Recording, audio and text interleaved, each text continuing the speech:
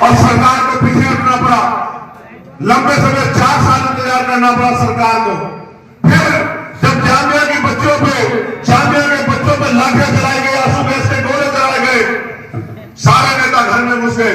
मैं पंजाब से आ रहा था, मुझे फोन आया, उन्होंने कहा भैया बंद कर दिया, किस तरह से जान बचा दो। मैं हेडक्वार्टर में चला गया और जब मैं रात को 1 बजे चलने लगा तो एक भाई ने, एक बच्चे ने मेरा हाथ पकड़ लिया ऐसे और मुझसे कहा भैया सारे नेता चले जाएंगे, आप मत जाना, क्योंकि आप चले गए तो हमें बहुत मारेंगे। मेरी हिम्मत, मेरे अंदर जो दर्द था वो और मजबूत हो गया, क्योंकि मैं अपनी बहनों को, जामिया की बहनों को, बेटियों को पिटते हुए नहीं देख सकता था। मैंने कहा अच्छा, मैंने गाड़ी मंगाई, मैं गाड़ी की छत पे बैठ गया और मैंने कहा कि अगर पहली गोली चलेगी तो चंद्रशेखर आजाद का सीना चीर के जाएगी, उसके बाद इन गरीबों की तरफ जाएगी, नौजवानों की तरफ जाएगी। रात को 3:30 बजे जितने बच्चे पकड़े थे उनको छुड़वा गया, तब मैं वहां से निकला। जब मौलाना कलीम सिद्दीकी का मामला आया, नासिर जुनैद का मामला आया, अखलाक का मामला आया, पहलू का मामला आया, नजीब का मामला आया, मौलाना साद का मामला आया, तबलीगी जमात का मामला आया, निजामुद्दीन मरकज का मामला आया।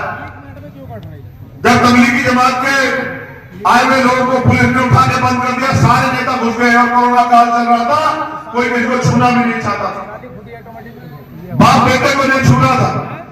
मैं जितनी मेरे अंदर ताकत थी गली गली घूमता फिर अधिकारियों के दफ्तरों में, इनको छोड़ दो, इनका कोई ताल्लुक नहीं है इस बात से, ना सियासत से, ना किसी और चीज से, इनको छोड़ दो, इनको इनके मुल्क जाने दो।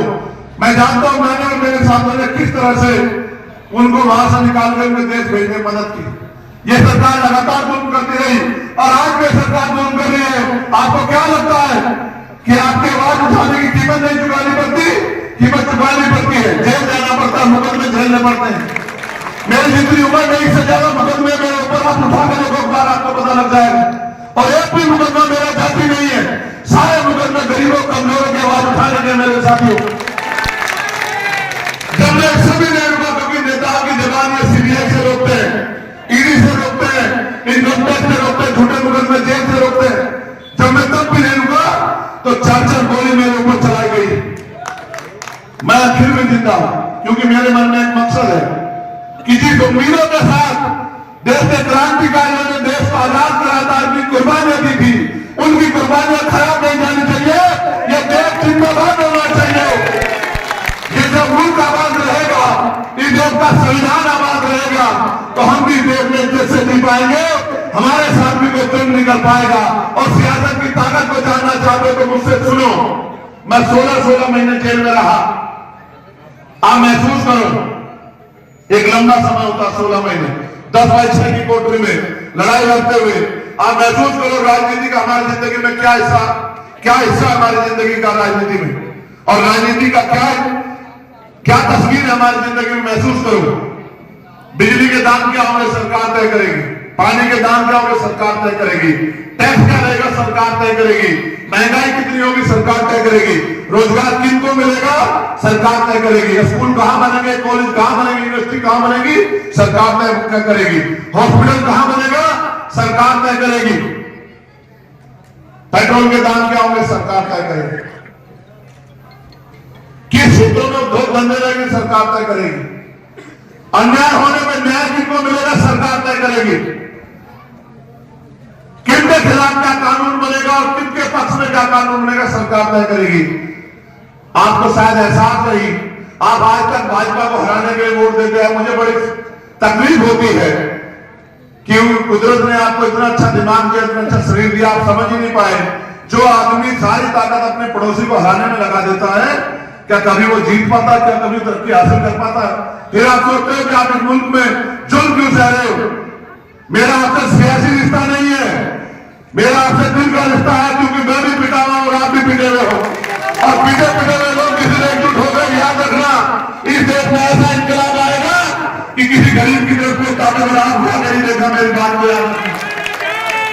आप बताओ, ये दिया है आजादी के बाद इन नेताओं ने हमें कि अभी दिल्ली में क्या देश में 2 कानून हो गए, कोई मजहब गैर बराबरी की हिफाजत नहीं करता, हिमायत नहीं करता कोई भी मजहब।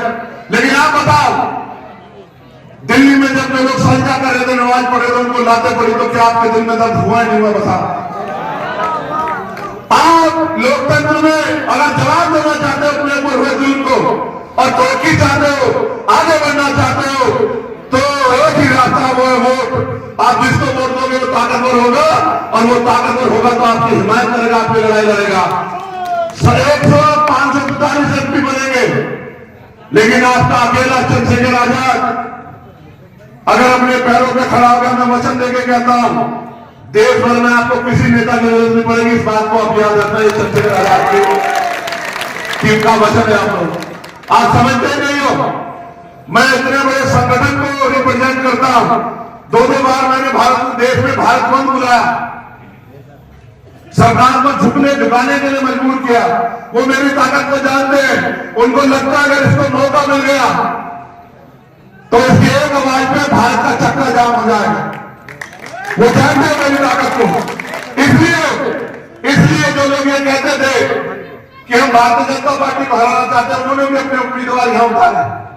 वो किसकी मदद करें आप बताओ? आप जितने लोग यहाँ खड़े बताओ, मुकाबला किसका भी है, चंद्रशेखर आजाद से किसी और से बताओ। तो जब सबका मुकाबला चंद्रशेखर आजाद से है तो उन्होंने अपने प्रत्याशी क्यों उतारे? इसलिए ना कि कुछ वोट फट जाए। क्या जनता पागल है? क्या लोग रोटी नहीं खाते? उनको नहीं पता कि कौन उनके लिए हिमायत रखता है, कौन उनसे उनका मुखालिफ है, वो नहीं जानते। मैं आपको बहुत जिम्मेदारी से कह रहा हूं, ये वोट आप इसलिए मत दो कि आपको एमपी चुनना है। ये वोट आप इसलिए दो कि आप एक लाठी अपने लिए तैयार कर लो, मजबूत कर लो, जो आपके होने वाले जुल्म को जड़ से रोकने की बात में आता है। चंद्रशेखर आजाद किसानों के लिए लड़ा 13 महीने, 69,000 शिक्षक भर्ती के बच्चों के लिए लड़ा, 4 दिन खुले आसमान में। न मैंने जान की परवाह की, न मान की परवाह की, और न मैं राजनीति इसलिए कर रहा हूं कि मुझे पैसे कमाना है, बंगला बनाना है, कोठी बनानी है, या एसी के कमरों में रहना है। ऐसा होता तो मैं भी समझौता कर लेता, फिर मैदान में नहीं होता आपके बीच। आपसे नहीं कहता कि मेरी मदद करो। मैं सियासत इसलिए कर रहा हूं कि कुछ कर पाऊं अपने लोगों के लिए, क्योंकि मैं देखता हूं गरीबों को किस तरह कुचला जा रहा है। आज उनकी क्या हैसियत है? उनके गले गलियों के हाल देखो, नालियों के हाल देखो, सड़कों के हाल देखो। गरीब का बच्चा पढ़ेगा कहां है स्कूल? गरीब इलाज कराएगा कहां है हॉस्पिटल? उनके लिए कहा दो बंदे को महसूस करो। 2 बार बताऊंगा, समझ में आएगी। यही बराबर में हरिद्वार है।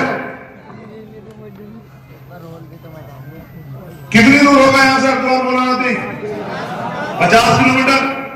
हरिद्वार में एक जगह है रोशनाबाद, वहां 200-300 कंपनियां लगाई और वहां लाखों नौजवान रोजगार करते हैं। भगवानपुर में कई सौ कंपनियां लगाई है, वहां भी लाखों नौजवान रोजगार करते हैं। सिद्धार्थगंज में लाखों नौजवान रोजगार करते हैं, पढ़े लिखे नौजवान। आप मुझे बताओ, आप तो अपनी बात नहीं कह सकते, क्या बेरोजगारी हमारी समस्या है या नहीं है? बताओ। तो क्या आपने नेता के मुंह से आपने सुना पार्लियामेंट में उसने कहा हो कि भाई हमारे उद्योग धंधे लगने चाहिए? इसका मतलब आपकी समस्या नेता की समस्या नहीं है। क्या आप मानते हो क्षेत्र में एम्स जैसा बड़ा हॉस्पिटल बनना चाहिए? हाथ उठा के बताओ जितने लोग मानते हैं। तो कभी आपने अपने नेता के मुंह से सुना? तो इसका मतलब आपकी समस्या नेता की समस्या। नेता को चाहिए उसके भत्ते में वृद्धि हो जाए, उसको तनख्वाह मजबूत मिल जाए, उसको सुख सुविधा मिल जाए, उसको पेंशन मिल जाए। आप चाहे गड्ढे में रहो या मुसीबत में रहो या गंदगी में रहो, उसको फर्क नहीं पड़ता। आप भी टैक्स देते बराबर का, आप टैक्स देते बराबर का, उस पैसे का इस्तेमाल आपकी तरक्की के लिए होना चाहिए। यही संविधान कहता है। हर व्यक्ति को रोटी कपड़ा मकान मिलना चाहिए, सुख सुविधाएं मिलनी चाहिए, जो हाथे पे लोग उनको अपने पैरों में खड़ा होना चाहिए। और मैं आज आपसे कह रहा हूं, अगर इस देश में रहना चाहते हो हकूक से, तो सियासत के साथ साथ मॉडर्न एजुकेशन को भी एक्सेप्ट कर लो और इस देश के सिस्टम का हिस्सा बन जाओ। अपने डॉक्टर बनाओ, इंजीनियर बनाओ, वकील बनाओ, जज बनाओ, IAS बनाओ, IPS बनाओ, SHO बनाओ, CO बनाओ। जब आपका आदमी कुर्सी में बैठेगा तब आपके खिलाफ काम नहीं होगा। वरना अगर सरकार भी बदल गई और एक सोच के लोग यहाँ बैठे रहे तो फिर आपको जुल्म सहना पड़ेगा। ये सब है आपके सामने। इसके लिए आज भारत का संविधान बराबर के हक अधिकार देता है। पढ़ो, पढ़ाओ, आगे बढ़ो, रोजगार करो। ये भारतीय जनता पार्टी के लोग आपको, मुझे नहीं, इस सोच को खत्म चाहते हैं जो गैर बराबरी के खिलाफ संविधान में है। वो चाहते हैं संविधान खत्म हो जाए। महसूस करो, संविधान नहीं होगा तो हमको वोट भी नहीं होगी, वोट भी नहीं होगी तो हमारी बस्तों में पैर भी नहीं आएगा कोई। आप समझो हालात क्या है। मैं तो अपने लिए निजी तौर पे कहता हूं कि मेरे लिए जंग से कम नहीं है, और जंग किस तरह लड़ी जाती है ये सबसे ज्यादा अच्छी तरह जानता है। मैं आपसे मदद मांगने आया हूं भाइयों, इसलिए मदद मांगने आया हूं कि बाबा साहब अम्बेडकर ने कहा कि हम प्रथम और अंतिम भारतीय हैं और हम अपने भारत को कमजोर पड़ते नहीं देख सकते हैं। आज भारत को महसूस करो रुपए की कीमत क्या है।